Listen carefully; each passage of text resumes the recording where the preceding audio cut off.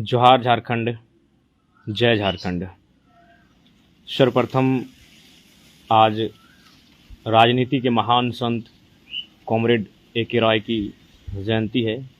उन्हें आज सादर नमन करते हैं, वंदन करते हैं और प्रयास करते हैं कि उस राजनीति के महान संत उनके विचारधाराओं पर चलकर राज्य के हितार्थ के लिए कुछ करने में अपना योगदान दे सकें। जहाँ अखबार के पन्नों में पढ़ा था कि संत कॉमरेड साहब के घर कोई चोर एक बार प्रवेश किया था, उसे उस कमरे में कुछ नहीं मिली तो वो टकटकी निगाहों से इधर उधर देख रहा था।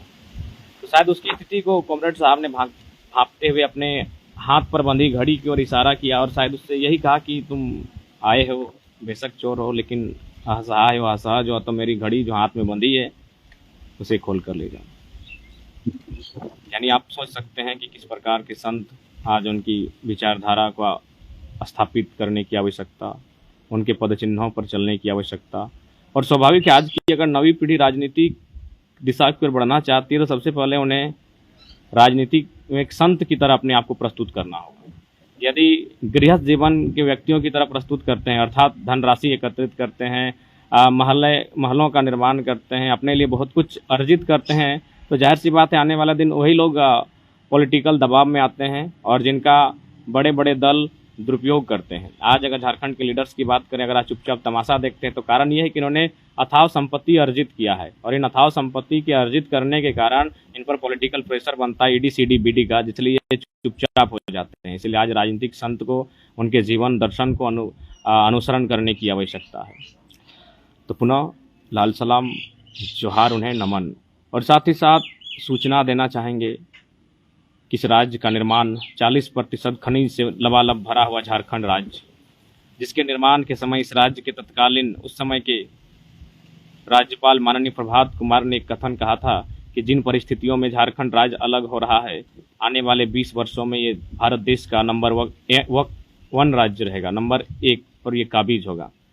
लेकिन दुर्भाग्य का विषय है कि आज ठीक है, शक्तिदा इसको नोट किया जाए कि एम्बुलेंस की सुविधा होगी, इस पर चर्चा होगी, लेकिन आज दुर्भाग्य का विषय है जिस राज्य की परिकल्पना नंबर 1 राज्य के रूप में इस राज्य की प्रथम महामहिम कर रहे थे, आज वो राज्य 22 पे तो कभी 24 पे तो कभी 21 रैंक पर दिखता है तमाम इंडेक्सों में।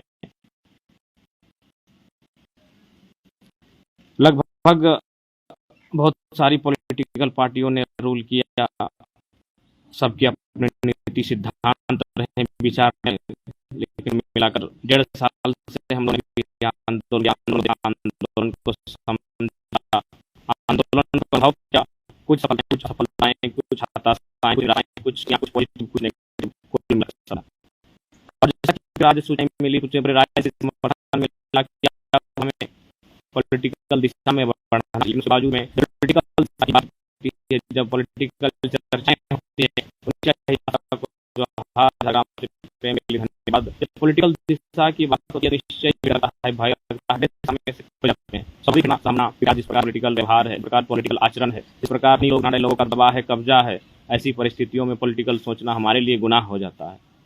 लेकिन आखिर कब तक ये दबे कुचले लोग, शोषित वंचित लोग कब तक ऐसे लोगों को नेतृत्व देंगे जिन्हें अपने परिवार का सिर्फ सोचनी है, ऐसे लोगों को नेतृत्व देंगे जिनकी दूरदर्शिता सोच नहीं है, जो केवल चंद रुपयों में, चंद राशियों में, चंद महलों को स्थापित करने में आवाम, एक बड़ी आवाम जो उन्हें उम्मीद के साथ एक विधायक के रूप में भेजती है और बिजनेसमैन के रूप में कार्य करती है। तो मुझे लगता है वह इस क्रांतिकारी युवाओं को राजनीतिक दलों, राजनीतिक परिप्रेक्ष्य को देखते हुए, ठीक है विराट बाबू पंखा पानी का इंतजाम के लिए भी सभी से सहयोग की अपेक्षा करते हैं। तो ऐसे में लगता है कि हमें थोड़ा सा अब सड़क में जो आंदोलन चल रहा था उसे सदन की ओर मूव करना चाहिए, क्योंकि चर्चाएं आपकी सड़क से ज़्यादा सदन में होंगी, इसलिए सदन की ओर मूव करने की आवश्यकता है। और साथ ही साथ इससे पहले महाअधिवेशन की चर्चा है, आप लोग सुने होंगे, लेकिन आज तक हम लोग कभी महाअधिवेशन को ना जानते हैं, ना सुने हैं, ना कभी समझे हैं कि आखिर महाअधिवेशन होता है क्या। तो इसलिए जाहिर सी बात है चुनौती होगी, चैलेंज होगा। और साथ ही साथ चूँकि हम लोग छात्र हैं, निर्धन हैं, अतः ऐसी परिस्थिति में हमारे पास कोई फंड नहीं है और ना ही कोई राजनीतिक बैकग्राउंड है, अतः इस लिहाज से चूंकि हम लोग ने पहले कहा कि इस बार जनता अगर चाहती है कि नए युवा चुने तो उनको वोट भी देना होगा, प्लस 10 रुपये का 50 रुपये का नोट भी देना होगा। अतः इस अधिवेशन के लिए तमाम लोगों से निवेदन करना चाहेंगे, यथासंभव सहयोग की अपेक्षा रखते हैं ना। एक फ़ोन पे नंबर जारी किए हैं, उस नंबर पर जो भी संभव हो सके अपना सहयोग करने की कृपा करें। और साथ ही साथ एक निवेदन होगा, चूंकि काफ़ी आवाज़ें कट रही है संजय दत्त, अच्छा ठीक है, प्रयास करते हैं कि आवाज़ सही हो। एक सूचना मिली है कि हमारे बहुत सारे साथी ऐसे हैं जो किसी कंपनी में या फिर कोल वासरी में हमारे नाम से अगर चंदा एकत्रित करते हैं, उगाही करते हैं, तो कृपया सावधान रहेंगे, क्योंकि हम लोग कॉरपोरेट्स के अधीन होकर ना आंदोलन करना चाहते हैं, ना राजनीति करना चाहते हैं।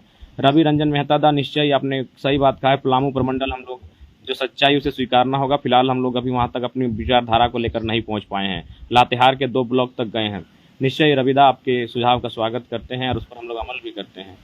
तो इसलिए जाहिर सी बात है, अगर हम लोग भी कॉरपोरेट से सहयोग लें, हम लोग भी किसी कंपनी मैनेजमेंट से सहयोग लें, हम भी किसी धनी व्यक्ति से सहयोग लें कार्यक्रम के लिए, तो निश्चय ही हम लोग उनके इशारे में भविष्य में चलेंगे। अतः इसलिए मेरा इस बात का भी मानना है कि जो भी पॉलिटिकल लोग हैं उन्हें प्रयास करना चाहिए कि थोड़ा सा राजनीतिक पैटर्न को बदलना चाहिए। और साथ ही यह भी कहना चाहेंगे कि बहुत सुनने में आई है, चर्चा मिली है कि छोटे मोटे बिजनेस मैंने कंपनी में कोयला के खदानों में हमारे नाम से कुछ हमारे साथी या फिर जो भी हैं चंदा वगैरह लेने का कार्य करते हैं। तो इस सब चीज़ों से सावधान रहेंगे। हमारी कोई ऐसी मोनोपोली, हमारा कोई ऐसा एजेंडा नहीं है, ना होगा। तो ऐसे लोगों से सावधान रहेगा। ज़रा समस्या हो तो हम लोग से डायरेक्ट संपर्क कर सकते हैं। तो आज चतरा जिला पर बिल्कुल ध्यान दिया जाएगा। मुकेश यादव दा निश्चय ही चतरा जिला का हम लोग 2-3 ब्लॉक पहुंचे हैं, हालांकि अभी पूरा चतरा जिला बाकी है। तो निवेदन यही होगा कि जो अधिवेशन होगा उस कार्य को सफल बनाने में हम जो भी भूमिका हो हमारी, उस पर कृपया सफल बनाने के लिए अपना सहयोग करें, शारीरिक आर्थिक जिस प्रकार से हो, क्योंकि हम लोग एक निर्धन बैकग्राउंड से सभी छात्र हैं इस